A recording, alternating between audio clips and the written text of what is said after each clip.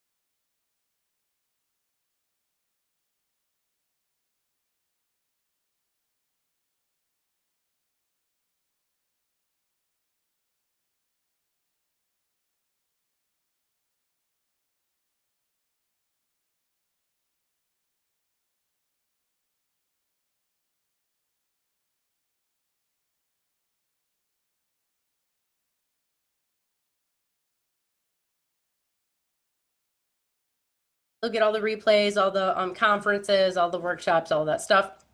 And of course, every penny or rupee or whatever it is, currency that you're buying in, is going to go to supporting an amazing mission, which is making sidereal astrology mainstream, bringing it to the forefront. I won't bore you guys with the details. Suffice to say, the ISAA is already making a difference in how the other organizations out there are running their show. Okay, they're scrambling right now, to say the least, because sidereal astrology is real and they can't hide from it anymore. So that's pretty cool. All right, I'm not gonna talk anymore, but I would like, Elif, before you jump in, and I don't know if this is part of your presentation, but if you wouldn't mind, just kind of giving a brief introduction, letting us know like what you do, kind of how you know, got on that path, and then just kind of take it from there. Sound good? Yes, sure. All right, cool. All right, we'll let you go. I share the screen. Can you see it now? Not yet. I can't see it. Nikki, can you? Oh, I see it now. It's up there. Ah, yeah, perfect. So, welcome. Today we are uncovering hidden treasures in the depths of time. You can't imagine how excited I am. Abby and Nikki, thank you so much for giving me this opportunity to be here with you today. So, hello everyone. My name is Elif Mark, and I know that my ancestral name, Tomris, the queen of the ancient Scythians, is a very powerful legacy for me, and I choose to honor it. Ancient star wisdom grew out a lifelong fascination with how the sky actually functions, and my work is devoted to reconstructing ancient predictive astrology through the secret ancient teachings of heliacal phases. That's the very topic why we are here today. So these sky patterns were kept secret from the public for millennia by the Mesopotamian and Kemetic, I mean the ancient Egyptian astrologers. And I've always been drawn to ancient cities and the way monumental architecture aligns with the sky, whether studying temple orientations in Turkey, because I'm from Turkey. You've already heard of Göbekli Tepe, probably, where it's in the southeast of Turkey, or skydiving above the turquoise waters of Ölüdeniz with the sun overhead that you see now in the picture. It was 2,000 meters high above the mountains. You need to try that, a once in a lifetime experience. And everything I learn in these experiences is folded back into my consulting work as practice and lived understanding. So my foundation is built from many lineages: Sumerian, Babylonian sky lore, or Kemetic, ancient Egyptian astronomy, Hermetic teachings, and ancient predictive techniques. I weave these with energetic practices, just like shamanic astronomy, dream work, Kemetic cymatics, chakra teachings, and Kabbalistic tarot. Ancient traditions didn't separate astronomy and astrology from lived experience. The sky was observed, they measured it, and they integrated that wisdom into daily life. And my work seeks to restore that orientation. So thank you for honoring the ancient star wisdom. So let me go further. Yes. Here is what we all explore together today. So the creation epic of Mesopotamia, Enuma Elish, will start from that point, and then how the ancient sky gazers used the astrolabe, ancient Egyptian concept of drinking star energy, what's the fingerprint of fate, my secret astronomical diagram, which I use to decipher the heliacal phases, and how you can see your life through the eyes of different ancient deities. And finally, we have the fun part in which we'll be practicing the heliacal phases on different charts. So we have a lot to cover today. And let's begin with the ancient text, which you can see a part of it. That's the creation epic in Mesopotamia, We are going back in time now to Mesopotamia, where it all began thousands of years ago. The story, one of the oldest, if not the oldest in the world, concerns the birth of the gods and the creation of the universe and the human beings. In this epic, we see one of the young gods, Marduk, rescuing the others from the so-called chaotic female creature, Tiamat. Maybe you've heard of this ancient fight between Marduk and Tiamat. It was the fight between the feminine and the masculine forces for thousands of years, and it hasn't changed much in our era. Would you agree?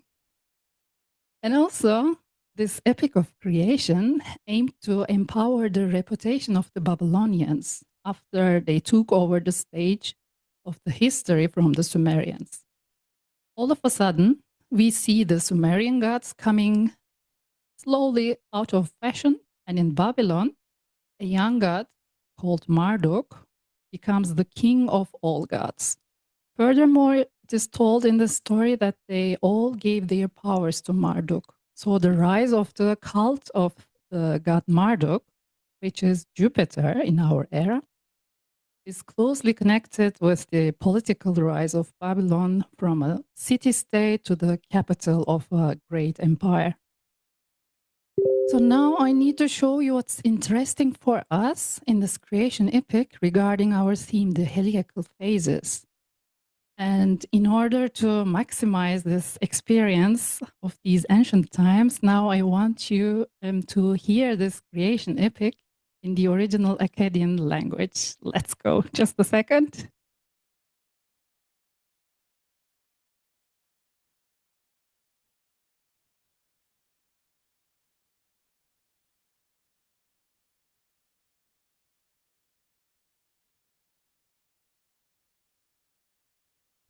Are you going to play an audio file, Elif? No, that's from YouTube with Okay, audio.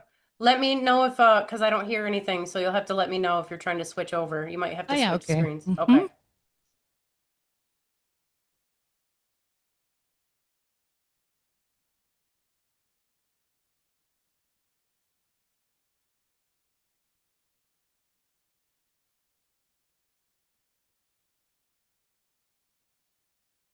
Oh.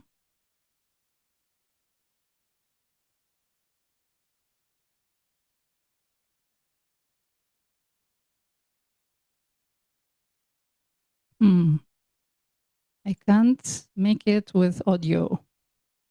Is it something I could pull up and maybe try to do it on my end? I need to Okay, I see send the you the screen has link. changed. But you can't hear it, I guess. Can you hear it? No, I don't think so. No. Mm-hmm. Okay. Yeah, sometimes the audio share is a little tricky. Is there a link we can send out to people so they can go and Yeah. listen to it? Okay. Yeah, When we're we can done, make it. send it out to me and I'll send it out to everybody else. And we'll put it in the material section too so everybody can hear it. Okay, then make it. Oh. By the way, while she's switching screens up there, if you guys have any questions, there's a Q&A tab on the bottom, hopefully, of your Zoom window, at least on the desktop. I'm not sure where it is on the phone, but you can pop your questions in there, and there will be a Q&A section for sure. So don't be shy. So these are the tablets of Enuma Elish. And for our purposes, the tablet number 5 is the one where this ancient teaching of the heliacal phases started. And underneath, you see the translation of the tablet 5. And on the here we see that Marduk creates the universe one by one. He's setting up the constellations, the stars, the orbit, and the phases of the moon, and its relation to the sun, etc. And now let's decipher the 4th line here. He set up 3 stars each for the 12 months. So I need to show you something different now. To understand it, we need to look at that picture also. This is alone a huge topic that I could give alone 5 hours lecture now. So maybe in the next workshop, or my teacher, Dr. Roman Kolev, could make it also. If you ever heard about the ancient time machines, I mean the astrolabes, you see an astrolabe picture at the right now, and the fragments of it at the left one. These were the clay tablets that the ancients documented their naked eye sky observations on them.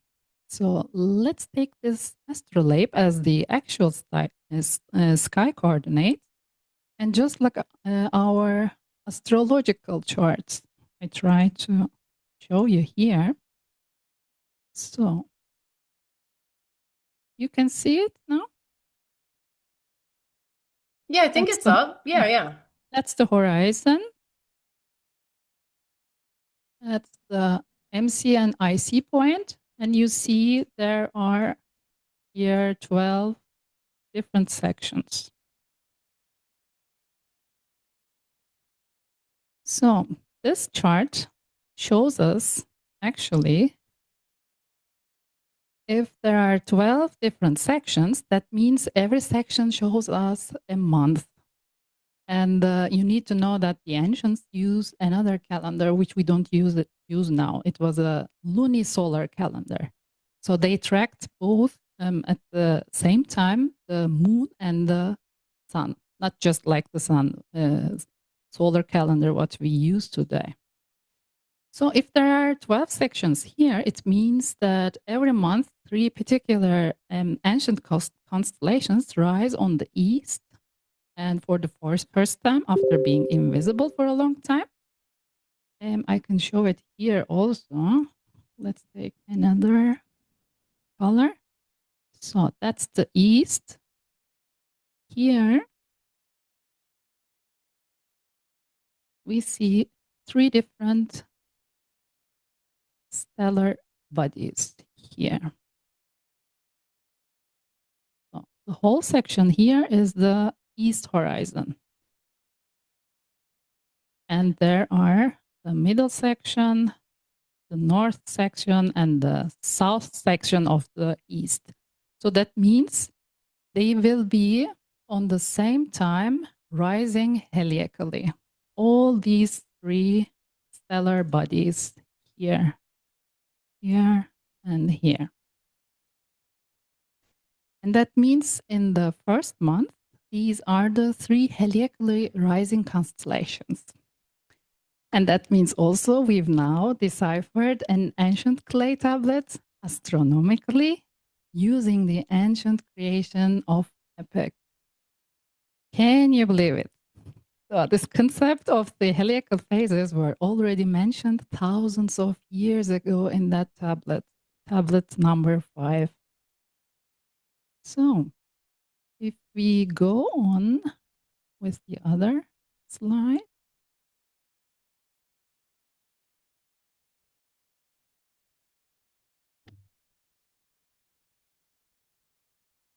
Here's an interesting image. And now we are moving on to another high culture. We are going back in time to Kemet, to ancient Egypt near Namibia. A picture is worth 1,000 words, don't you think? One of the most important aspects that distinguishes ancient astrology, I mean Sumerian, Babylonian, and ancient Egyptian, is the observation of the sky. And because the sky is a living organism, the key is to capture what changes occur daily in the sky. And if this change shows itself to you in the moment you observe it, it is a sign from the creator. Call it the creator, genius, God, soul, ancestors, call it whatever you are fine with, but please think about this heavenly sign and reflect on this meaning. In that moment, it seems you were fortunate enough to observe it with your very naked eyes. And we don't easily believe in something unless we see it with our own eyes, do we? The same rule applies here. The observation I'm referring to is here isn't done using a telescope or applications. The most important thing is making the observation with the naked eye. That is, your eyes need to adjust to the light of the star you are observing. So in the last 3 days, I was talking with the ladies. I said, yeah, I was observing Spica. It was so near to the moon, and I felt a shift in the magnitude of Spica, and it was impulsing just like Arcturus does every time. In other words, just like in this picture, the light of in your eyes must meet the light of the star so that the two greet each other. And when it happens, new synapses are formed in your brain neurons at that moment. These formations, which we call synapses, are just like mini electrical wires established in the human body during communication. This means the star is opening itself to you, communicating with you and transmitting its energy and frequency to your heart and brain. And the ancient Egyptians called this concept drinking star energy. Also note that in this picture, the sky observer was mummified. That is, by absorbing the stellar energy, she preserves the best qualities within herself. That's why she is mummified here. According to this ancient teaching, the time when the spirit bird called Ba is closest to you, it is the moment you can hear the voice of your soul whispering in your heart. And to hear your soul's voice, you need to open yourself to these celestial energy. These can also be called aha moments or a kind of enlightenment. So observing the sky is actually the foundation of astrology, and all astrologers observe the sky, don't they? Yes, we know the truth. For example, for the ancient Egyptians, the heliacal rising of Sirius Sopedet marked the start of the Nile's annual flooding, which was crucial for agriculture. This event was integrated into their agriculture calendar and as well as also in the religious practices. Now I have a question for you. Oops.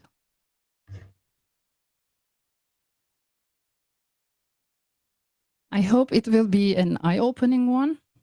Please think about it for a moment. When we cast an astrological chart on a piece of paper, we see different kinds of symbols on that chart, just like planets, asteroids, right? And now I'm asking you, just because you can see that planet symbol in your chart, does it really mean that this planet was also visible at that moment in the real sky? I just want that question to think a little bit. Please, right now in the chat, have you ever thought about it? I'm curious. Let's have the answers. Have you thought about it before? And also,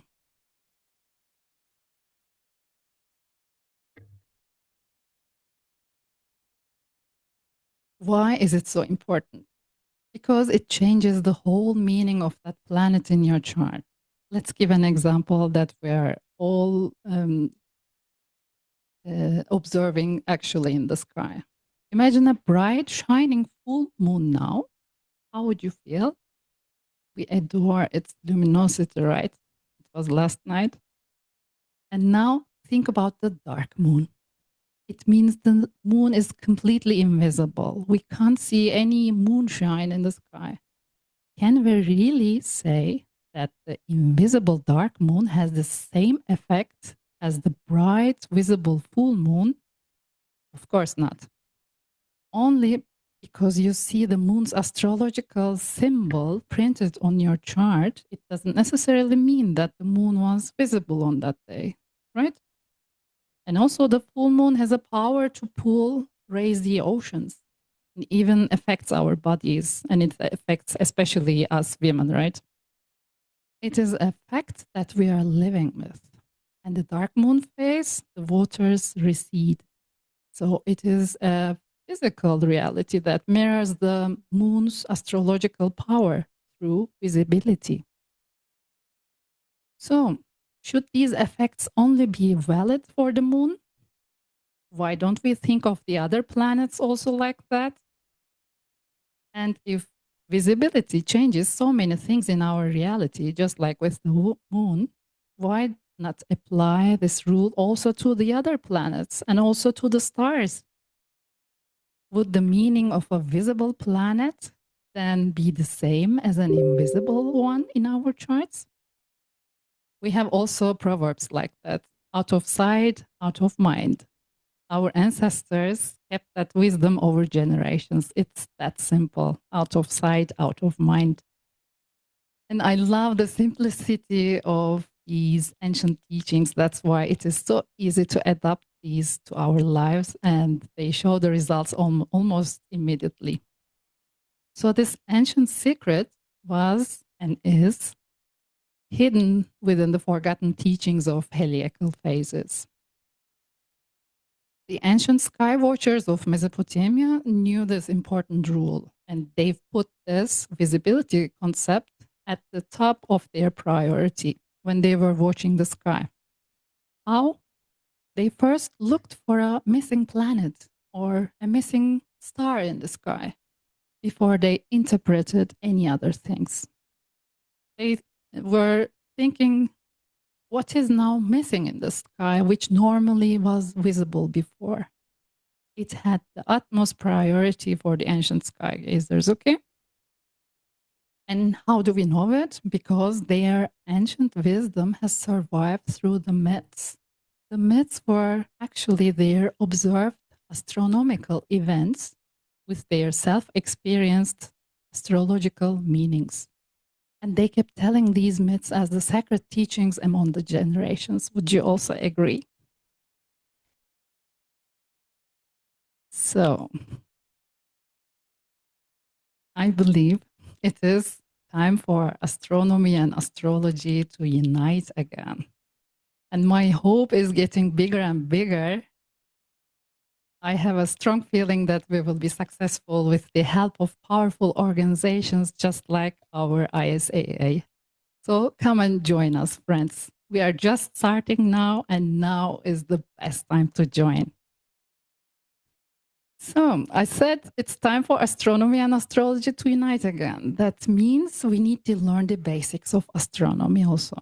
And this concept of heliacal phases will bring you so far with the astronomical knowledge.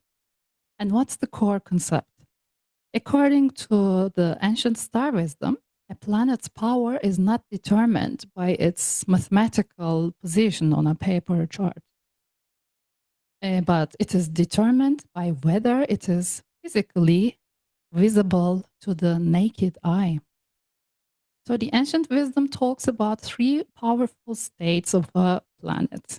And no, they are not the retrogrades. No, they are not the direct positions. They are not hyped here. No, no. So the most important astronomical positions are only being visible, being invisible, and stationary. So basic and natural. Let's see them on a diagram.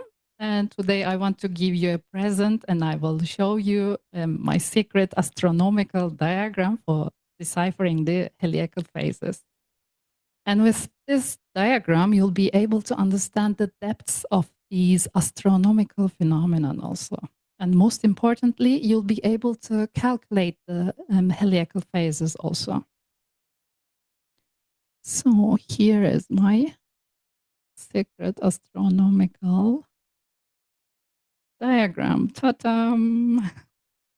Can you see it fully? Yes, that's up there. Okay. So I need to explain it a little bit.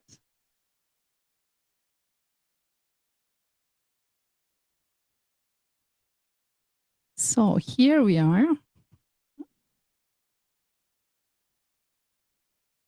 standing here on the Earth. Here's our sun.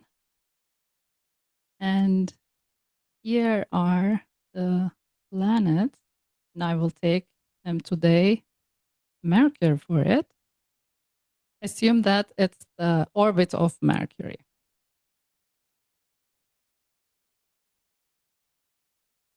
Oops. Yes. But why did I choose Mercury? You could have asked. I could have chosen another one as well. Today I will use Mercury as an example because firstly, for the outer planets, we need more time to get the details. That much time, we don't have it today. And also, just to show you that I use these teachings every time in my life, I've made a lifestyle out of these ancient teachings, you know. I had a look at which stars were heliacally rising prior to this show. It was today, yesterday, and the day before. And these were the ones with the meanings just like speed, power, intelligence, agility, integrity, attaining positions of trust like teachers or advisors. And guess what? All these qualities of these heliacally rising stars prior to this day, these are the qualities that define Mercury. So I used this wisdom of heliacal rising for today's show and learned which energy rises now. In other words, these were the heliacally rising stars. So that's why I chose Mercury to focus on today. And let's start with the invisibility part. So let's get rid of these. Yes. You can see it here. Two dark paths. One is over the top and one is here at the bottom. They are on the orbit of Mercury. So these are the phases of conjunction. There are two conjunctions on this diagram, and every time when Mercury is conjunct to Sun, he will be invisible because the rays of the Sun will block our sight, right? And so if there are two types of conjunctions, it means there are two types of invisibility. So conjunction equals to invisibility. At the bottom, it is the conjunction of Mercury with the Sun in front of the Earth. So imagine like that. We are on the Earth and Mercury is in between Earth and the Sun, and then comes the Sun. So the three are lined up. Earth, Mercury in the middle, and then the Sun. This is called the inferior conjunction because Mercury or the conjunction is so close to Earth. And at the one on the top, it is the conjunction of Mercury with the Sun, but this time Mercury is behind the Sun. So this one is called the superior conjunction because Mercury is at maximum distance away from Earth. The Sun blocks all the energy of the planet there. So see, different conjunctions, different meanings. So when a planet is invisible, that planet is becoming a no-show moving object because it moves through that dark black arc. It goes on moving, but it's a no-show planet. We can't see it because the Sun blocks the whole time and the planet stays invisible. So here comes the juicy part. What's the meaning of invisibility? It's the kind of death. The ancients view this state as a kind of death for that planet because it's no longer visible, and it is believed that the planet doesn't or cannot perform its function as usual. This period of invisibility can last for several weeks or months. So here I want to give an example, but I need to ask it before. Does everyone know the Sumerian myth of Inanna? Abby and Nikki, if you could help me with the answers. I am gonna assume that they don't. People are a little slow to type, but you should Okay. definitely share it with us. Ah, yeah, okay. So that myth is actually giving us information about the heliacal phases of Venus. Inanna was the name of Venus in the ancient times, in Sumerian times. So that is so simple. So when Inanna was going in the underworld, we hear about an underworld in the myths every time. No, it is such a dark place, just like the invisibility period, isn't it? And Inanna had some reasons and needed to go down deep to this dark place in the underworld. So when she reached the darkest depths of the underworld, she was dead. I need to shorten it up. And if you know the story, the astronomical data for it is that the planet Venus becomes faded in these times that Inanna descends in the underworld. And then when she's at the darkest place in the underworld or in the sky, that's the conjunction point, and we can't see her, she was dead. So that gives us the ancient meanings of one-to-one. And mythology wasn't just sweet night tales told to children. It contains profound wisdom, friends. So before we go further, I want to know, how is it going on? How was it so far? Do you enjoy all that information just like me? Yes, everyone in the chat seems to be, or the Q&A anyways, seems to be enjoying it and they're digging the stories. Everybody likes the stories. Yes, Yay. many a comment, love it. Yes. Super, thank you.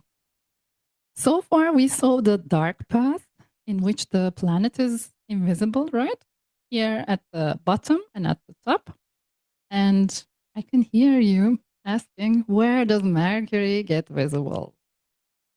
So just get rid of the underworld 2 times, the conjunctions. And everywhere you see these colorful arcs, and at the other side also, there is the visibility period of Mercury. So here at the right side, let's begin with it. Here is the inferior conjunction.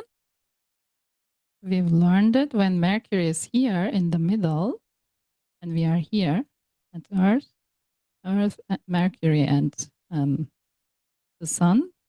When they are lined up, that's the inferior conjunctions. That's inferno, very nearby to Earth. And when Mercury gets out of that conjunction, you see here, let's take another color, MF. That means morning first. Here becomes Mercury, our morning star. Why? It is the first day that we can see Mercury after that dark period, after that Mercury was in the underground, after that Mercury was blocked by the rays of the sun and invisible to naked eye in the sky, all that means the same thing. It is the first time that we can observe Mercury as a morning star. And why he is a morning star? Because he comes out of the dark night before the sun and steals the show from the sun. That's why we can see him as a morning star. And that F indicates first. That's the first day that we can see Mercury as a morning star. You will see it here at the top also as ML. That means he's still a morning star, and it is the last day that we can see him as a morning star, because from then on, he will go in the underworld again. He will not be visible to naked eye. He will get in the astrological charts a conjunction with the sun.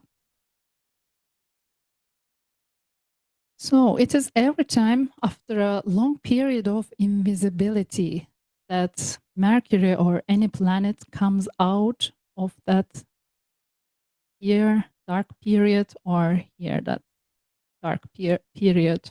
And here he comes out as an evening star. That's why it is EF. The first evening that we can see Mercury when the sun is set and he has the, and we can see him. And you need to know it. I didn't tell it before. We can see Mercury only so close to the sun. So after the sunset or before the sun comes out. We can't see Mercury anytime in the night or anytime in the daytime. Only these two. So at the horizon, he is making jumps. So, yeah, I can tell it also. Here the whole time, it is here colorful, not like the dark places on this chart. Here at the right of the chart, he will be, or we can make it like that, morning star the whole time. And on the other side, from then on until the other conjunction, in between the conjunctions at the evening, he will be staying as an evening star. Oh, I hope that it's clear.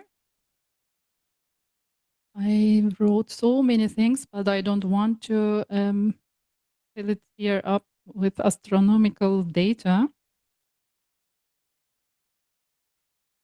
So, when Mercury is getting visible, I mean, when Mercury heliacally rises, he steals the show from the sun in the east or in the west. Only Mercury and Venus are special, and only these two can do that. We can see Venus heliacally rise at the west, but normally none of the planets rise at the west, right?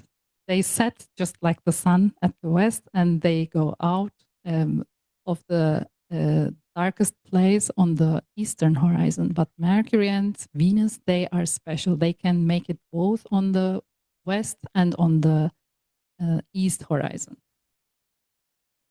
So becoming visible, it means heliacally rising. This state marks the moment a planet or a star appears for the first time to the naked eye after being hidden by the sun's glare. So after a conjunction in astrological language. And the meaning of it, in this tradition, visibility is equated with life. We've seen it when a planet is invisible, it was considered as death. So visibility is considered as being alive. When a planet becomes visible, it comes to life and is considered all of a sudden appearing in person's life with being fully capable of performing its intended function. And this part is the most important part that I tell you now. A heliacally rising planet or a star is with 10 times more power than a normal visible planet. Woohoo! How do we know it? So think of Inanna's journey again. At every gate she passed through to reach to the bottom of the underworld, she had to relinquish a portion of her powers, according to the epic. And when she reached the depths of the darkness, she unfortunately died. And in that agonizing moment, a miracle happened and she rose from the dead. At that moment, she realized she didn't actually need all these possessions and powers she had left behind at those gates. Thus, knowing that trusting in her inner self was the most powerful force that brought her back to life. So she became 10 times stronger. That was Inanna's message. That's why think of the heliacally rising planets just like Inanna every time. It's just like a resurrecting story from darkness. Here is the tricky part. Here comes a question in mind. How can we distinguish a heliacally rising planet or a star from a daily routine rising? That's a very important question.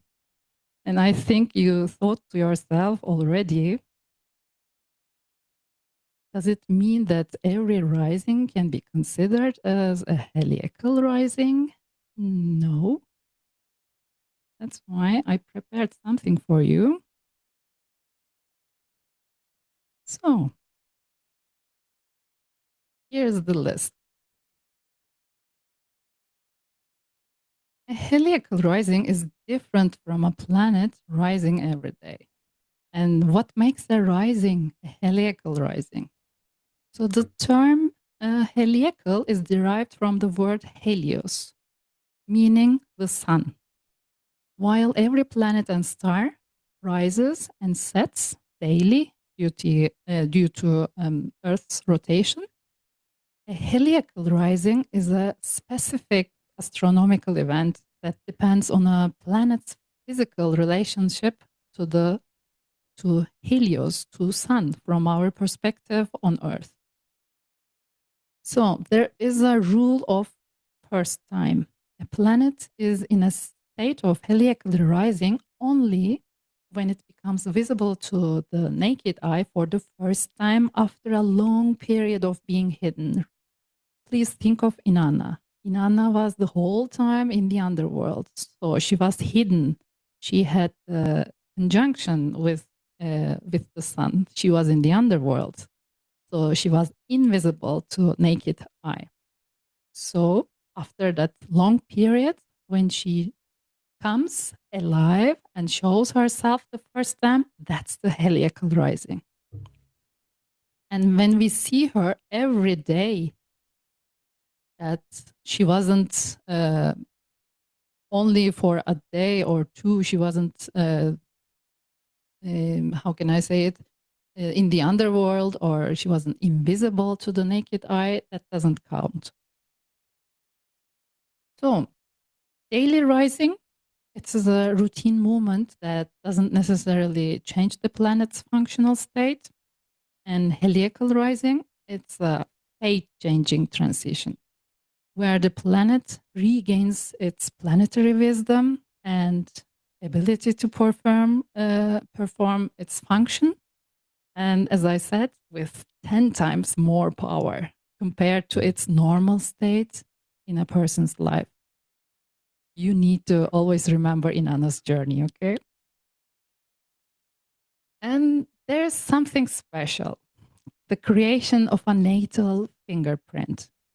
While planetary transits change daily and the effects are questionable, a heliacal phase that occurs within this plus minus 7-day window creates a permanent and a unique fingerprint on your natal chart that's unique for you. This fingerprint represents the underlying potentials of your life. I'll come to that in a minute also. So let's make a summary. I hope it's clear. So what we've learned so far, let's make a summary. At the right side of the diagram here,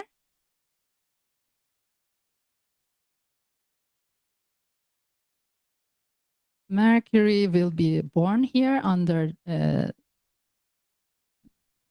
when he's getting out of the rays of the sun after the conjunction, after the inferior conjunction, and he'll stay the whole time as a morning star.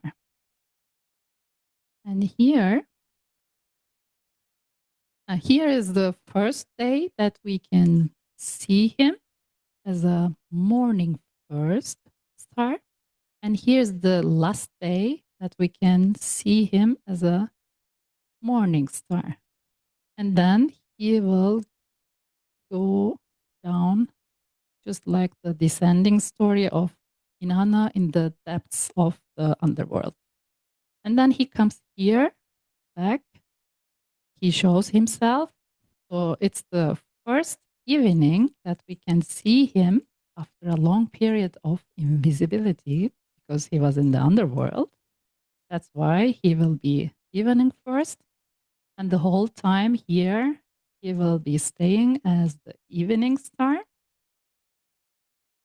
And here at that point, it is now the last evening that we can see him, because after that he will be going in the underworld again. But it is a very shorter one because it's the inferior conjunction. And that conjunction is the superior conjunction. It's a very long one. So,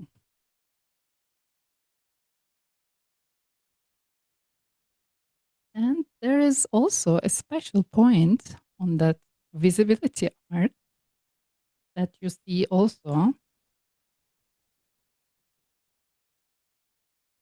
here and here. Here says MA, morning elongation. And that's the maximum elongation on when he's a morning star. And there's something that's very helpful information here until that point of maximum elongation, which I made it here on both sides with the color yellow.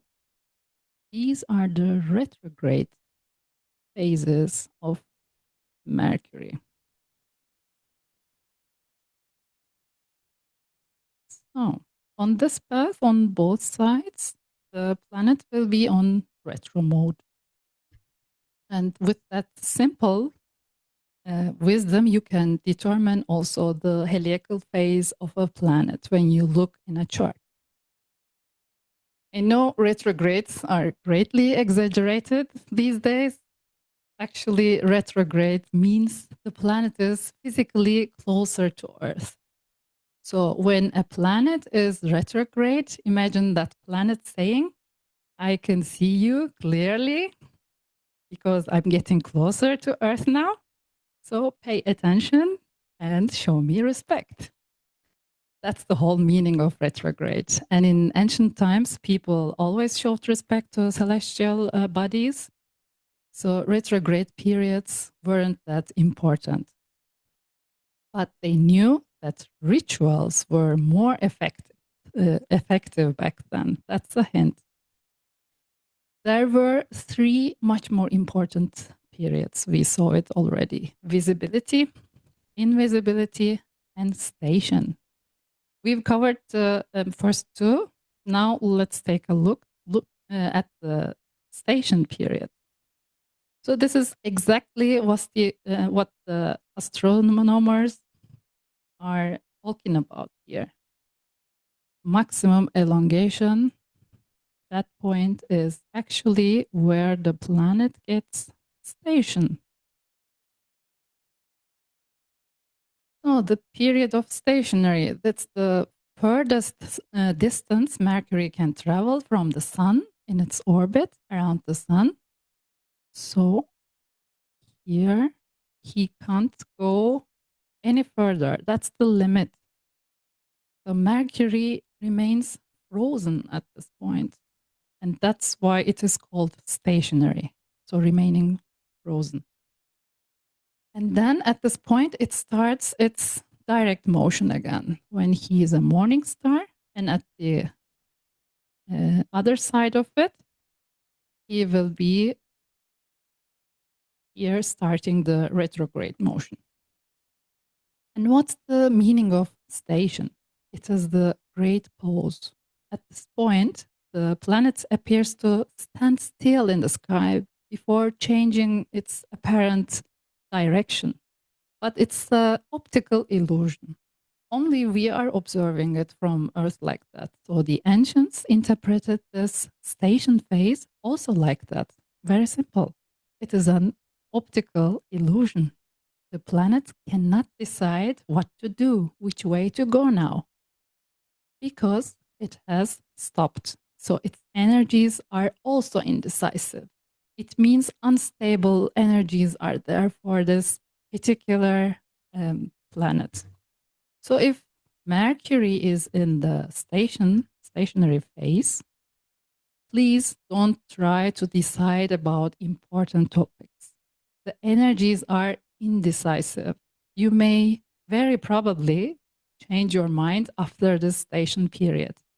That's why don't try to communicate important themes. Don't sign anything. Do what the planet does. What does the planet do? Stay and wait. That's so simple. So what most astrologers say about retrograde periods is actually meant for stationary periods, right? That's ancient wisdom. Therefore, not only have the positions of the astrological signs changed in the West, but the meanings of the planet's movements have also changed over time. Can you see that? Please pay attention to stationary planets. And in the retro period, as the planets comes closer and closer to Earth, you can solve so many mercurial problems because the solutions come closer to Earth also. You only needed to remember this ancient wisdom, so please use it. So now I'm repeating that bold sentence again. So that's a huge claim, I know. Heliacal phases are far more influential than transits. Why? Why these heliacal phases outperform standard astrology?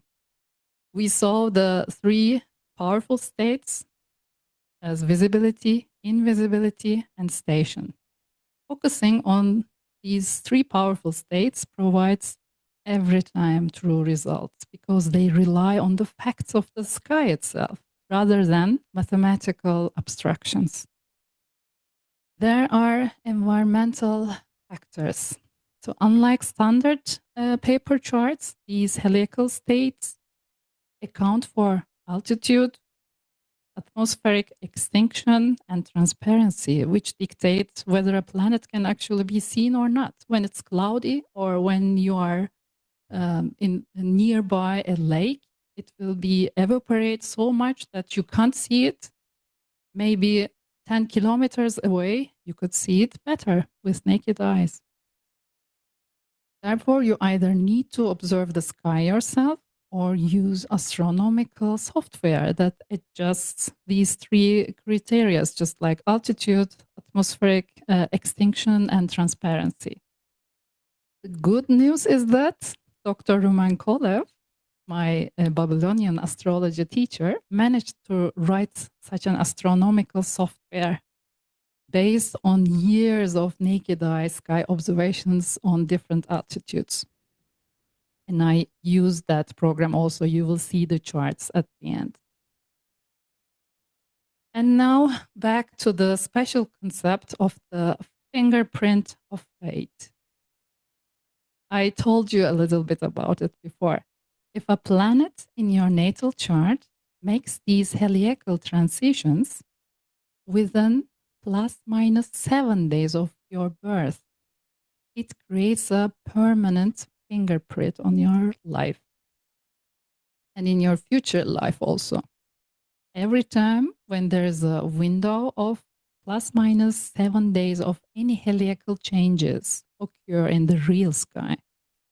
So that's a living ancient teaching. I shared this wisdom with Nikki a couple of weeks before, and she can tell you her experiences also about that consultation. It was so fun.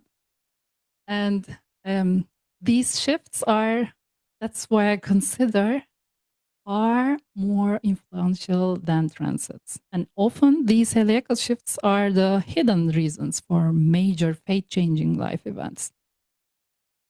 But why do we see the number 7 here?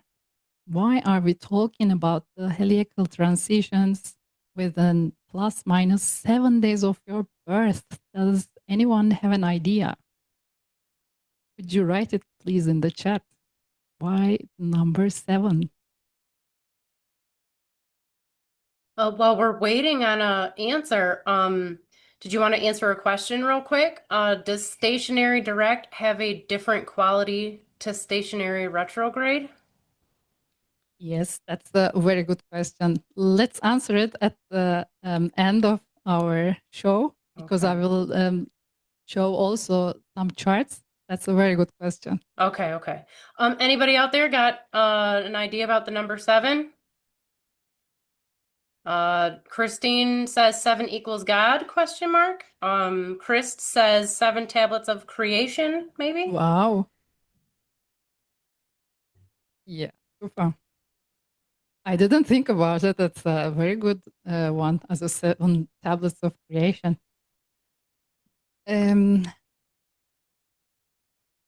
You can see the picture on the right side. 7 doors, the 7 gates of the underworld, Inanna's descent in the underworld. Do these ring a bell?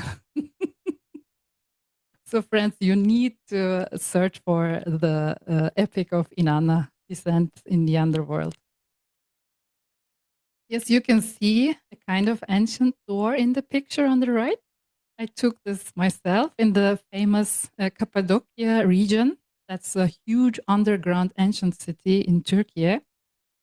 This is a place where ancient people would pass through these doors and ascend to more than 30 levels into underground cities. It's truly magical and incredible. I highly recommend it, Cappadocia. So that's why we use the number 7 also, going through 7 gates. That means a planet going through 7 days of descending in the underworld. So in the conjunction phase, so it's the darkest place, reaching the darkest one. And it's a stationary, just like stationary at that point. And then starts to go up, ascend to the world again. So 7 doors again. So plus and -7. So 14 days of that sacred journey. That's the one that makes our fingerprint of fate. I will show it also in the chart. You'll see. And the last one, the eyes of deities. By superimposing heliacal phases onto a chart, practitioners can see their life through the eyes of different ancient deities. And here's the magic that each specific visibility phase corresponds to a different divinity or a different myth or a different planetary wisdom. Talking of debunking myths, I use all sorts of myths to decipher these heliacal phases and combining ancient techniques with modern astronomy. And they are the most practical tools I've found that help to reveal the fate-changing potential of a chart. So, do we want to start with the fun part that I can show the chart? I don't know if I was so... Yes. Yes, please do.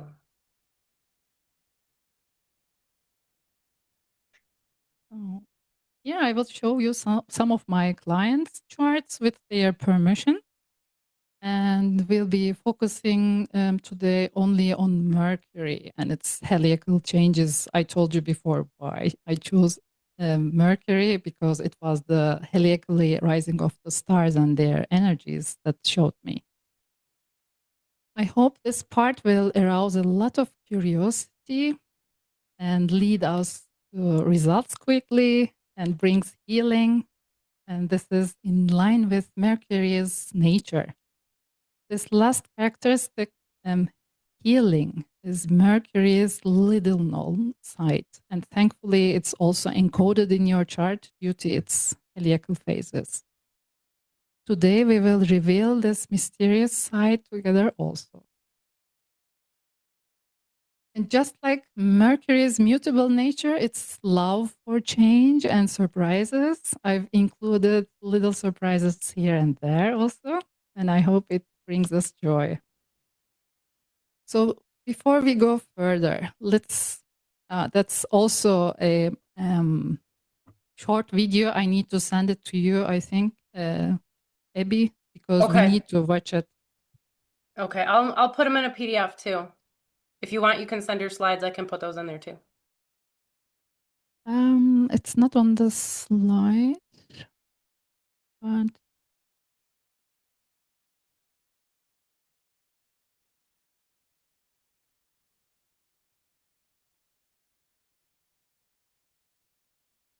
how can I send it to you? If you need to, if we need to watch it now, I'm not sure I'll be able to. I mean, I can pull it up. I just don't know I'll be able to get the sound to work either. Sometimes Okay. Zoom doesn't let this, it just doesn't connect to the sound. I've had issues with it before. It's not just you.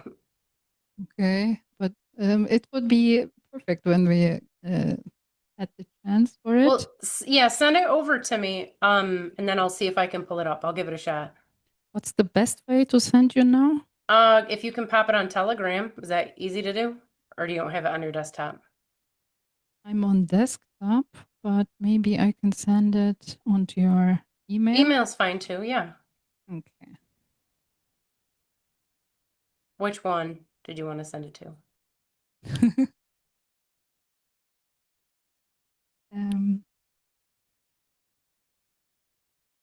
Which one do you prefer? Any of them's fine. Just let me know which, so I know which one to check. Whatever Just comes a up first, I second. guess. What do you see now on the desktop? The share screen, it's, oh, now I don't see anything. You popped it down. Okay, I stopped. Okay. Okay. Which email did you send to? I'll send on the that's Zoom. And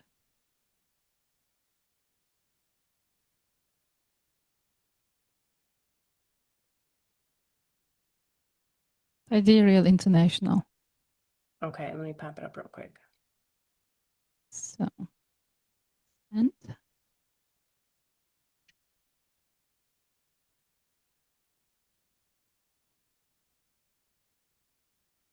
Get it up there? Okay, I see it. Hold on one second. All right, so we're gonna try, I'm gonna pop it into before this, you can start. let's watch that very short video about Hermes, who is just one of the heliacal phases of Mercury. Okay, hold on one And second.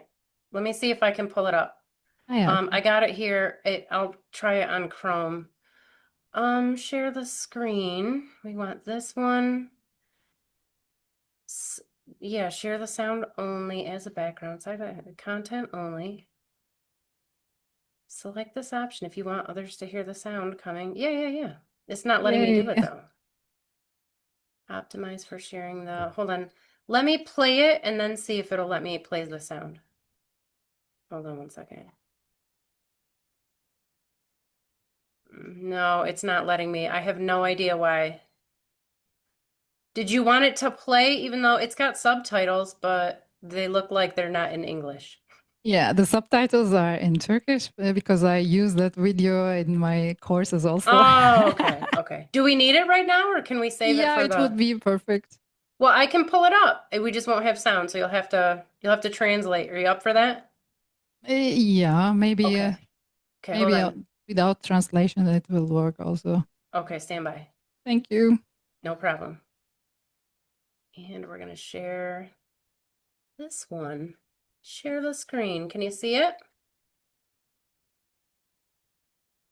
Yes, now. Mhm. Yes? Okay, hold on. Mhm. Let me see something. One second. Is that all you see? You don't see all the other crazy stuff going on No, mine? Okay. that's always All right.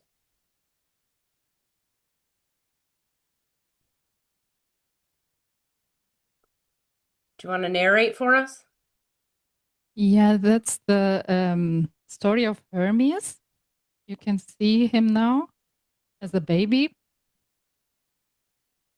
And he's every time thinking of doing mischief. And here's Apollo with his cows. And he feels like Hermes will do something, but before Hermes wanted to steal the cows, he waited the whole time that the sun sets. And because he's a trickster, he made it like that, that there are branches on the tails of the cows that you can't see the footprints, that Apollo can't see where they're all gone. But some old guy catched it and then asked, yeah, you're a very tiny one. What are you doing with too many cows here? And he didn't have any appropriate answer for it. And he said, if you don't tell it that you didn't see me here, because I'm trying to steal them, because I want to play with these, I will give you a cow as a present. But Hermes didn't trust that old one. And all of a sudden, he appeared just like an adult. And he asked again, yeah, did you see any baby here? Could you stop it a little bit? And then Oh, the you want me old to one, pause the video? yeah, please. Okay. And then that old man told that he saw someone and he tried to steal the cows. And he got a range also from that old man. And then he managed to steal 50 cows from Apollo. You know, Apollo is also a god and as a trickster. So doing something against a god like Apollo, you need to be very smart. So Hermes can smart out anyone. And after stealing 50 cows from Apollo, he wanted to give to the gods 3 of them and make a ritual. That's why he burned them. And after burning them, yes, you can go on now. You see that the horns of the cows, and he saw the shell of what's the name of that? A turtle? A turtle, and he made a lyra out of it. So he was a very creative one. And now Apollo is looking at where the cows are normally, and he's getting so angry. Where are they all gone? And he has the feeling Hermes made it. And he comes to the house of Hermes and says, yeah, that little baby, he's an evil. He took all of my 50 cows and I don't know where they are. And the mother says, yeah, are you nuts? It is only a baby. You want to tell me a story that you, Apollo, a great God, you can stop it, please, here also? You can't find any solution that a baby wants to make a trickster actions, or want to tell me a story like that? I don't believe you. And at the end, Hermes finds a solution that he shows the lyra to Apollo, and Apollo was amazed and asked many questions. Yeah, how did you make it? And how did you know that you can make such a musical instrument? And the Hermes saw the inspiration, and he said, yeah, you can have it also. And I will give it as a gift to you. And from then on, they were just like two brothers. Please go ahead.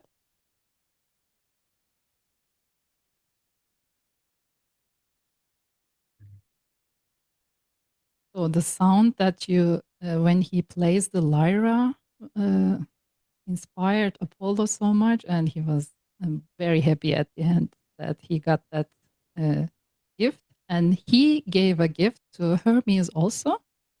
That's the symbol of Caduceus. That's the ancient symbol, and we know Hermes for these special type of shoes that have wings.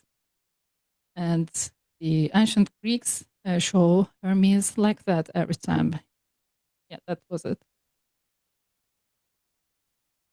He has the caduceus in the hand, and he wears these flying shoes the whole time.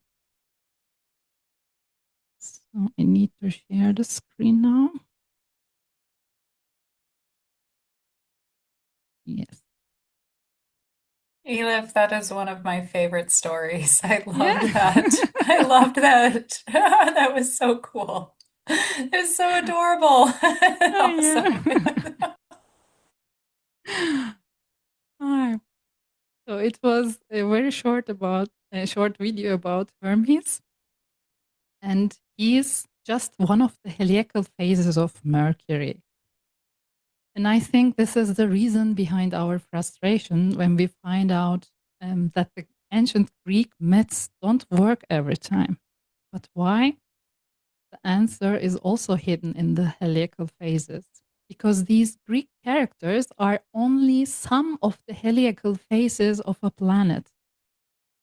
But they are not that planet every time. So Hermes will not represent Mercury every time. Only in a particular heliacal phase will Mercury give the traits just like Hermes. So what I mean is Hermes is not directly equal to Mercury. Hermes is only the evening star Mercury. Whoops. Another secret deciphered now. So knowing this heliacal wisdom, now you'll start to see the Greek myths differently. So you will see so many symbols, and you saw it, the heliacal phases of Mercury in this video. We saw Caduceus, we saw Lyra. And let's talk about the meanings of Mercury a little bit. Mercury is generally not given the importance it deserves in Western astrology, unfortunately. But look, it actually has unique characters. Mercury has many other names, including ancient names just like Nabu, Nisaba, Sepku, Tihuti, Hermes, and many more. And it can be as powerful as Jupiter, Saturn, or Mars in a chart. Because by stealing their most important objects and symbols, it can gain access to their power. There are myths about Hermes stealing Mars' sword, Zeus's trident, and Poseidon's trident also. And we saw it here.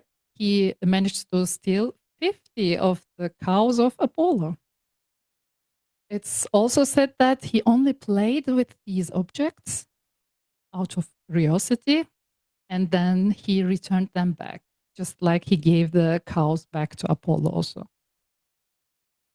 And also, it is difficult to predict that planet Mercury, what it will do, because it moves very quickly. That's why the ancient Greeks portrayed him with its winged shoes, that he could fly.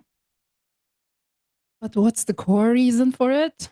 In Mesopotamia, Mercury was called the jumping planet. This means that one day it might be visible in the west, the next day it can be invisible, and the day after it might be heliacally rising in the east. So it can change location very quickly. That's why the jumping planet. And that's why he wears these magical shoes with wings, meaning it can change its heliacal phases so much. And another clue, his heliacal phases are irregular. We can't say Mercury was observed lastly as a morning star, so next time he will show up as an evening star. No, don't forget, he's a trickster. This feature makes Mercury unique. So also he has many more characteristics in the ancient Egyptian astrologies. So we can see him on the west horizon, and for a long time is invisible, and then he comes again on the west horizon, visible. So we can't determine it before. Don't forget, he's a trickster. So therefore, I chose to honor such an elusive and intelligent indicator in our charts. And for this reason, I'm offering a consultation focusing on Mercury. Can you imagine I talk about Mercury, his heliacal phases, and interactions with the other planets for over 2 hours? Mercury has so much power you haven't discovered yet. So let's continue to unravel the secrets of Mercury.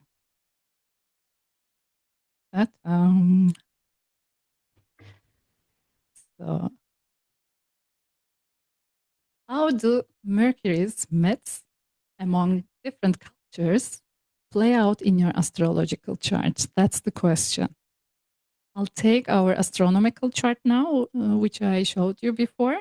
And at this step, I'm calculating different time intervals using predictive techniques such as progressions, or there's an ancient technique, also primary directions. Most of you know about the secondary directions, I guess, but there's a technique, more ancient technique called as primary directions. So you got the first clue before we watched the Mercury video that Hermes is actually the evening star phase of Mercury. And now I'm unlocking the second secret, who's the morning star Mercury. Yes, Apollo. That's why we saw a story between Hermes and Apollo. It was the whole time Mercury, but it depends on which heliacal phase he is. So we saw in the myth that they are interacting with each other, and there are so many myths like that. We saw also that these two brothers, because they are all both representing Mercury in different stages, were giving gifts to each other, a lyra and a caduceus staff. These are also strong symbols that we will use for the heliacal phases of Mercury. But we can already see that music, what lyra is representing, and healing, that's caduceus, are two of the major themes of these heliacal changes. I told it before, healing is not known for just like any of the traits of Mercury, but it actually will be governed by Mercury and its actual heliacal phase in a chart. That's why Caduceus is also in the hand of Hermes. So when you see a chart, first you need to decide if Mercury is a morning star or an evening star. Now I don't know if everybody knows about it. How? Maybe you can write it in the chat. It depends on whether he steals the show from the sun or not. Is it clear for all of you how we can decide if a planet is a morning star or an evening star? I don't see any, it doesn't seem like it's confusing just yet as Oh, far as okay, I can see, perfect. so it looks like we got it. Perfect. And then, so let's assume that you find it out in a chart that he's a morning star. That means we need to make two parts of it. This part is where Mercury is a morning star. It means he's Apollo. And at the other side, here, this part, here he is an evening star. And we'll have Hermes effect. Oh, that's the first step. And then you need to look at Mercury's movements. See if Mercury has a retrograde, a station, or a direct movement.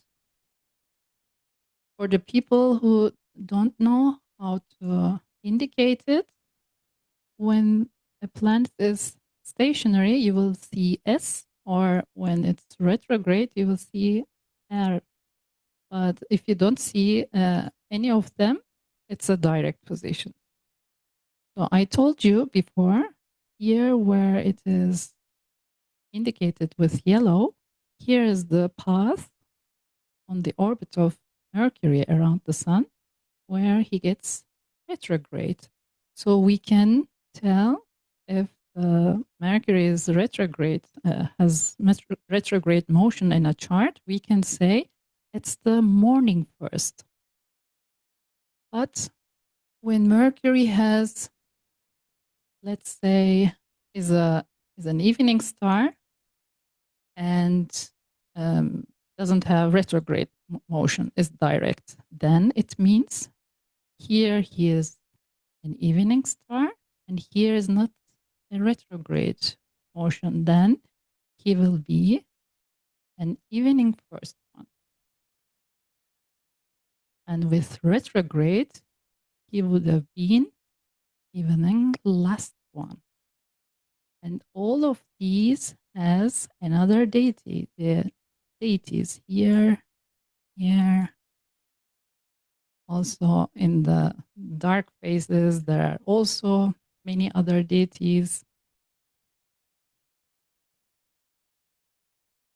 So that's the last one, that you need to select the right deities for different astronomical points, which I show you in my consultations, but don't worry, I'll be showing you some also today. So let's go with some charts. Ta-da. Probably you haven't seen a chart like that before. Please write it down also in the chat.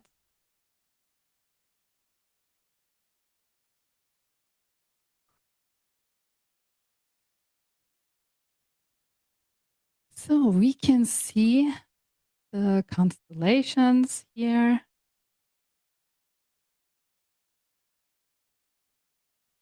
You can see exactly how long they are.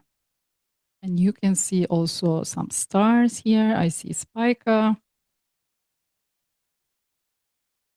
And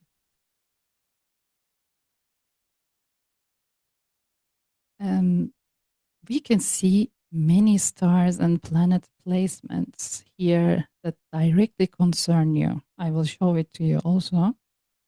This is one of the biggest differences that sets this type of astrological chart apart from others.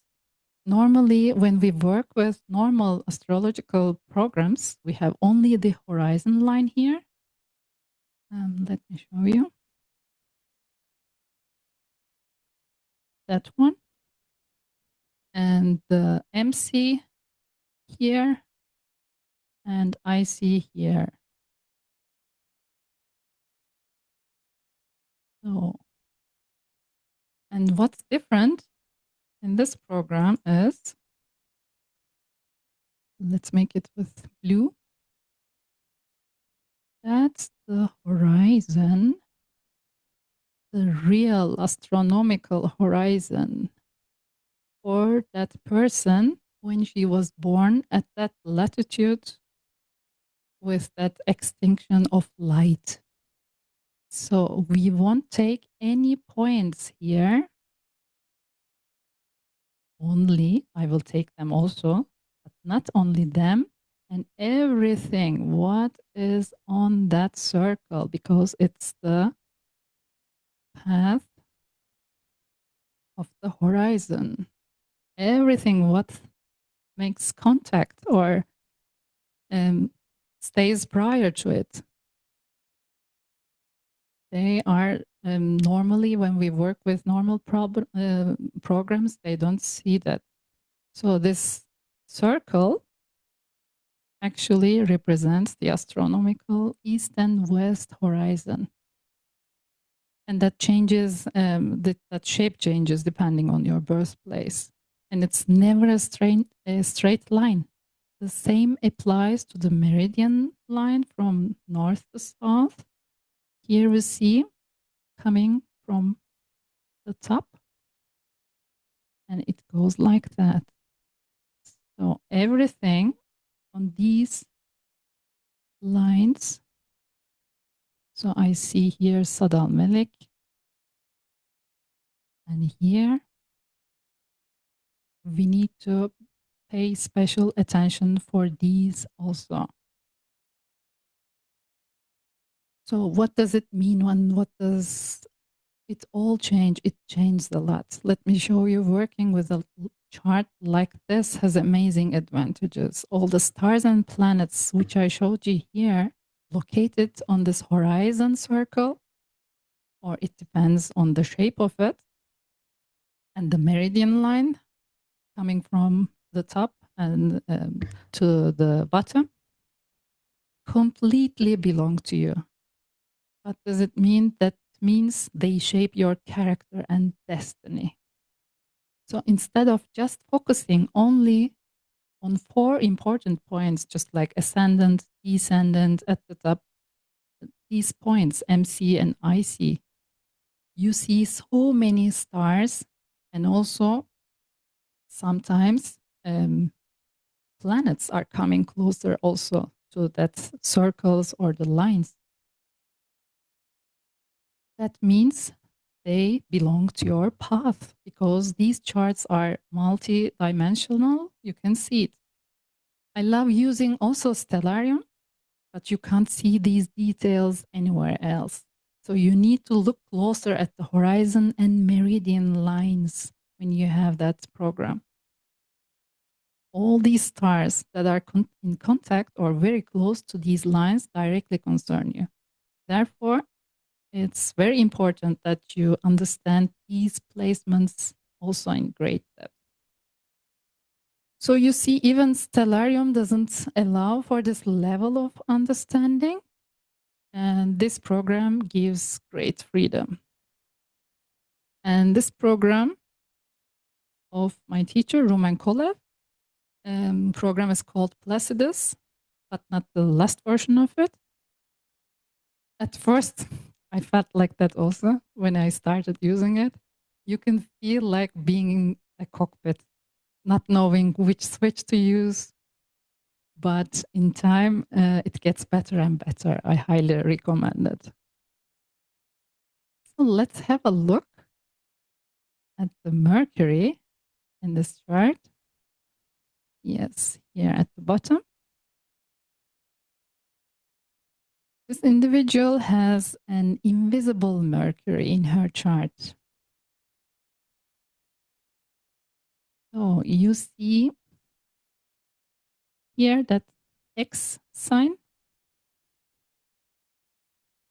and the planet is not so colorful here, just like the other ones, a little bit grayish. So this phase of Mercury is an astronomical transitional period. We saw it on the astronomical diagram before, because it will be moving from one phase to another. So from morning star to evening star, or at the bottom from evening to morning star. Okay, it is in the middle of darkness because it's invisible, but I have also good news here. Transition periods, as turbulent as they are, also give us incredibly valuable experiences and insights. For example, you can imagine it like this. You will be able to experience two personalities at the same time. How about this? Just like you were Hermes as an evening star, and you are in this transition period now. You are in the conjunction phase. Mercury is invisible, and you will be getting to the path of Apollo. So that's a transition phase, and you can feel both energies at the same time. So now this client's invisible Mercury indicator is like being able to experience and internalize two contrasting characters, just like Hermes and Apollo, one after the other, or simultaneously.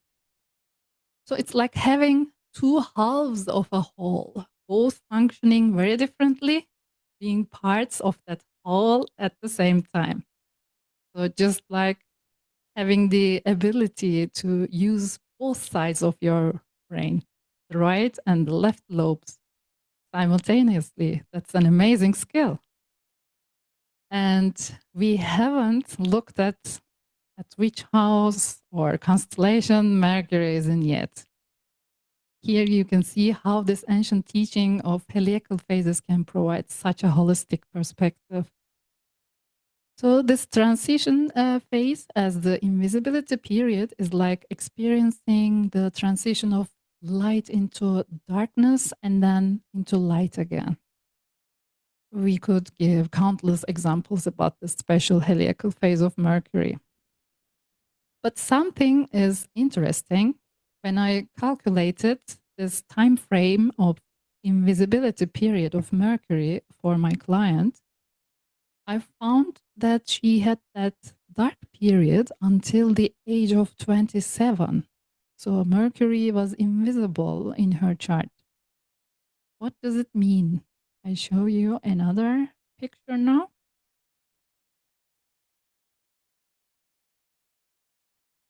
Does anybody has an idea who he is?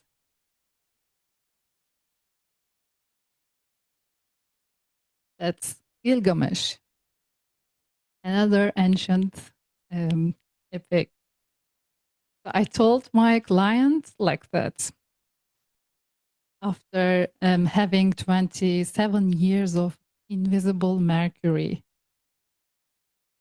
you may have lived on a knife edge. During such a period, you either descend to the deepest depths of your psyche and begin to understand yourself very well, or you may be filled with confusion. In fact, this period may be the one with the highest risk of developing mental illness. So if you have shown the courage to delve deep within yourself, you may find that treasure chest at the very bottom, just like the Gilgamesh at the sea. Ever heard of that epic of Gilgamesh? Somewhere in Gilgamesh's adventures, he was searching for the plant of eternity. And he learns that this special plant of eternity is at the bottom of a dark sea, just like the dark period, invisible period of a planet. Think like that. And to reach those depths, he ties large stones to his feet. You can see it here. And those weights pull him down to the bottom. He knows he has only two chances here. Either he will suffer decompression sickness and never be able to surface again, or he will reach the treasures at the very bottom and bring them to the surface along with him. So in this way, he succeeds and attains the secret of the eternal life. It seems like the life period of my client until the age of 27 was similar. And she was amazed. She was shocked when I told her like that. I saw tears coming from her eyes, and she began to tell me that she was raised by a nanny and never saw her mother. And her dad left her also as she was the tiny one. So she hated her father back then and had a very hard time in the school also. And later on, many problems on different business occasions. And that's all of these are mercurial areas of her life, you see. And at the age of 49, Mercury was at its darkest on her chart. So a period of descent into the depths of darkness, but also where you can manage to combine the spiritual and the worldly needs and disciplines. She told me she encountered with her father at this age of 49, who left her as she was a child, you can remember. And she encountered with him at a hospital. And it was the time that her hand surgery, and the connection between hand and Mercury is also very interesting here. At that time, she encountered with her father, and at this age where Mercury was at its darkest, she had to make the hardest decision of her life. Filing a guardianship lawsuit against her father. Again, another mercurial traits of making decisions, and the hardest one came at the darkest point of invisibility of Mercury. Just like our age changes as time goes by, the heliacal phases of the planets change also. So around age 57, her Mercury became stationary, and then I told to her, you can remember what is occurring when a planet makes a stationary movement. I told her like that. There is a huge stop sign here in front of you. Why? Because it is stationary, I know. We've learned that the station phase is one of the three most important phases of the planets: visibility, invisibility, and station. So it's not a suitable time for beginnings or making important decisions, no mercurial actions. And she was going through a period where she was actually unable to make decisions, she told me. So she needed to constantly change her mind, and the circumstances kept changing, and she needed to adapt to other plans. And she said, yeah, finally, I understand the reason. And she became aware of this. And she said she was recently withdrawing herself from everything because she started to feel that stuck energy. So it was the stuck energy of becoming stationary because Mercury stopped. So she was really becoming aware of this energy change of Mercury. So we go on with another chart. Elif, we might gotta go to Q&A. Oh We're yeah, coming okay. we're coming up on the Yeah, however you like. time here. Yeah, and we got a ton of questions, so we definitely maybe more questions and comments than we normally get on these. Let me see here. Hold on, stand by. Scanning. Okay, so question by Francis, which we started to ask before. Does stationary direct have a different quality to stationary retrograde? Yes, sure. Because the way that Mercury will be keep on going as we saw that retrogrades are the meanings are just like the planets are coming closer to Earth. That means they will be visible to us, better visible, but they can see us also better. It depends on which choice that we can make also. So when we are afraid of the retrograde times, because they are so hyped now in the society, we will make that fear grow. But I told you that's the best time to see the how you can solve the problems also, the solutions also, because Mercury will be getting closer to Earth. He will bring also the solutions closer to Earth. So when at the station point, when Mercury heads up to the retrograde motion, it is the best time. And it depends also on the planet. That's why I told you at the beginning of the show, I can't give you the details of the outer planets. They have another chart also. And are we looking at the outer planets or the inner planets, Venus and Mercury? So there are different facets, but I hope it's clear for Mercury now. Okay. Christine says, question, what if Mercury is retrograde in the natal chart? What is your advice for action during a Mercury retrograde? As I said, it's the best time to see the best solutions, but you need to respect that planet also. What does it mean to respect that? When you see it, you don't need to fear it because it's retrograde. You don't need to think like, yeah, my PC will go broke or I will lose money. No, fear attracts fear. And that's disrespecting a planet. I told you also the ancient Egyptians made out of that special time of retrograde motion. They made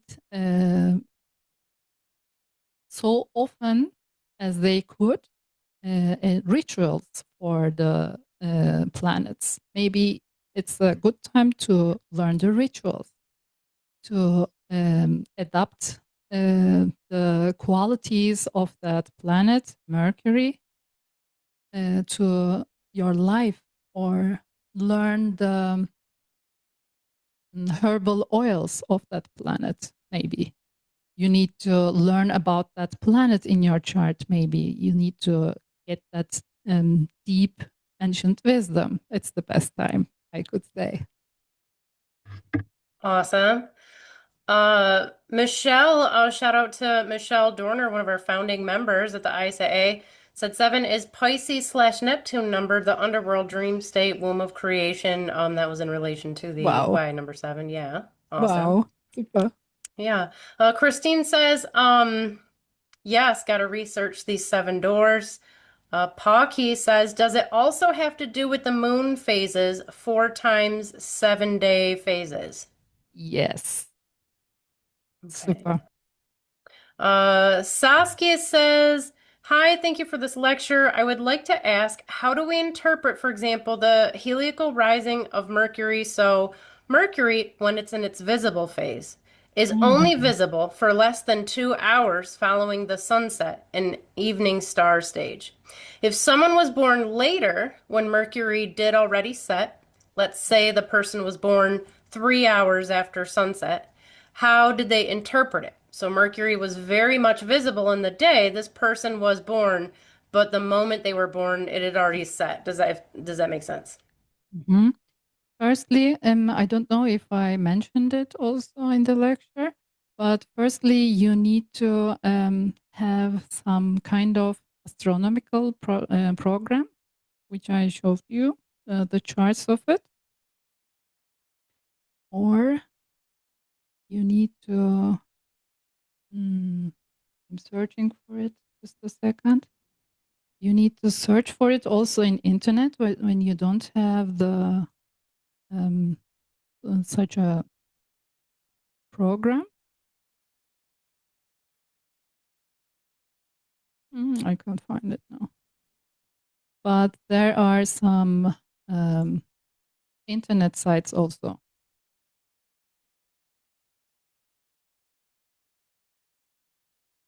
So Okay. for the astronomical observational purposes, you need to search for it, or you need to. When you mean only with naked eye, we can't see it as it was 30 years before. You can't imagine it to see it for now.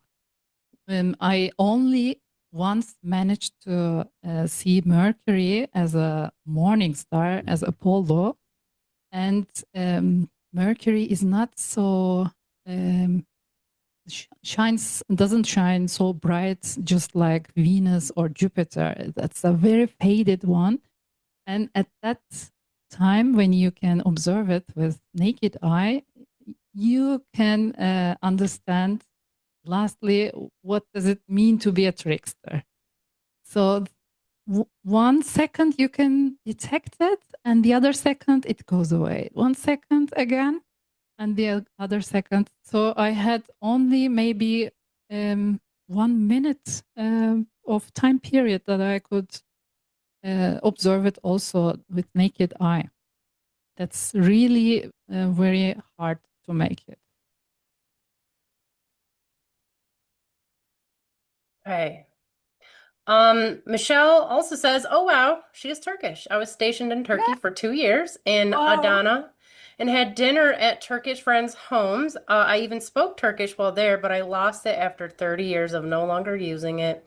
No Oh. wonder she felt so familiar. So, kindred spirits out there." Greetings. Yes. Let's see here. We kind of covered some of that stuff. Christine says, eighth house Mercury retrograde in Capricorn, evening star, question mark. My sun is Aquarius ninth house. Mhm. So, what is, Elif, what is the easiest way for somebody to find out where, do they have to get Dr. Kolev's software? Like, what's the easiest way to find out? That's the easiest way with that. Can you see it also on the screen now? Yeah. Okay. That's the easiest way. Okay. Other from the invisibility period. The invisibility period requires more professional help. You need to search it in the internet. I don't know what if there's an observational astronomy group in your local place. You need to search for it, or you need to search for the astronomical programs that you can give that data, and you need to check from other sources also. I But believe Stellarium has a function that it will tell you the like the official time, but I couldn't show you exactly where, but with I'm Mercury, it's really the trickster, and hard to number one do. source is from Dr. Kolev's program. I I would believe use. it. Yeah, I believe it. yeah. How I've been remembering is morning star rises and sets before the sun, evening star rises and sets after the sun. Like that's how I've been Mhm. trying to just visually remember when I Yeah, look at a chart. So yeah, I hope that feeling helps the too. show. Yeah. So here at the right time is the morning star, and here would be then retrograde. When he's retrograde and morning star, he would be morning first. When he is morning star and stationary, it will be a morning elongation. And when he is morning star and not retrograde, not station, and it's a direct motion, he would be morning last. And it's the same at the other side also when he's an evening star. That's why it's a very practical information that you know on that here on that area, but not here. Here he is invisible. On these yellow lines, he will be always retrograde because he comes closer to Earth. That's why that graph, that diagram helps me every time also. Let me see what else we have. Chris said, given Hermes slash Apollo are Greek slash Roman myths, were the Egyptians using equivalent myths like Thoth? Yeah. Mm-hmm. That's why I told you that Mercury has so many names. So Nabu and Nisaba in Mesopotamian, and in Mesopotamian, as Abby knows it also. By the way, I learned Sumerian astrology from Abby. You need to visit her course of 15 hours of Sumerian astrology. Yes, thank you. Also, Ishkur, Adad, who else in Mesopotamia? Technically, way back when it would have been Ninurta as well. So there's a Mhm. lot. Yes, Yep. many names over the Yes. years. Mhm. Agreed. Diana says, I was born with Mercury retrograde. How do I find out if it was morning or evening star? We definitely covered that. Hopefully it's making more sense now. Um, let me see what else do we have. Michelle says, reminds me of Dendera. Mhm. Let me see here. Api Arena says, by the way, Dr. Ruman has 1 hour video explaining how to use Placidus. I love this program. It's amazing. Yes. Yes. You won't regret it. Christine says, he looks like the Little Mermaid's father. Forget his name. Yeah, when I saw the picture, I thought it was Aquaman, but I didn't immediately connect it to Gilgamesh for whatever reason. So Saskia says, I am really sorry. I didn't really get that explanation to my question. I was wondering about the interpretation of this. The Mercury was an evening star in a visible stage. However, Mhm. this particular chart, it was visible only for an hour following sunset. It was direct. Does that make any Direct sense? and visible. Visible as an evening star is here. And when it is direct, it's here. It means evening first. Okay. Pocky says, I observe is an astronomy observations software for Mac to check stars visibility. Awesome. Mhm.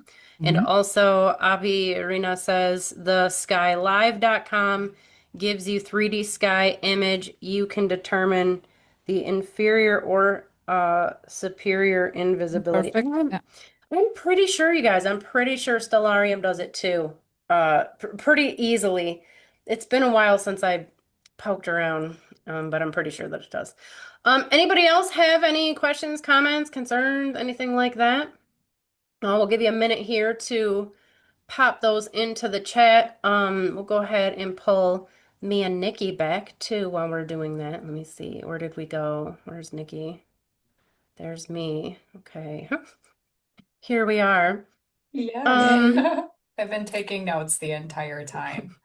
This is awesome because When we talked about the morning star, Mercury as a morning star, we talked about it being a little bit more independent, a little bit more like straightforward versus the evening star where it can be a little bit more strategic in its communication. Mm. Like I think that's the difference between morning and evening star. Do I have that right?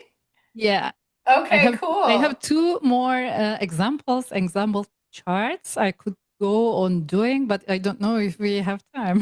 Don't think Yeah, we have the we time. probably don't, but we can definitely get in, and I think everybody in the chat would agree that we would all be up for a A part part two. two. Yeah, Yes, definitely. absolutely. Definitely. Christine says, Elif, do you use progression Yeah, where Mercury moves for someone in their lifetime, or if it is visible slash invisible, trickster, yeah, so on? yeah. I use progressions. That's how I find also the time frames in which age they will get into that visible or invisible traits. And also, it is there's much more details about it. You need Oh, to yes. know at that point when someone has is born with invisible Mercury or someone is going through an invisible Mercury period. Where will be that Mercury visible on that chart? Do you have any placements on that point? And at which time? That will be also a fate changing one. Nikki, real quick, can you give us a little insight into I what your wanted to reading say was that. like? Yeah.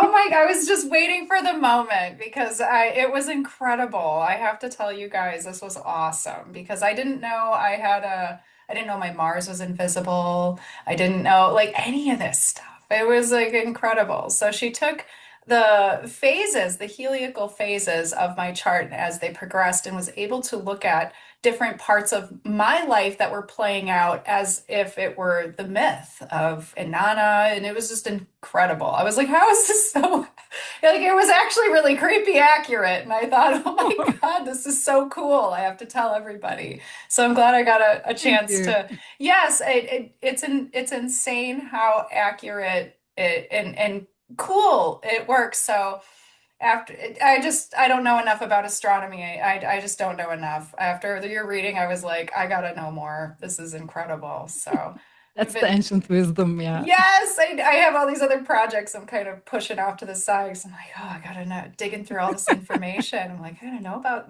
more about this.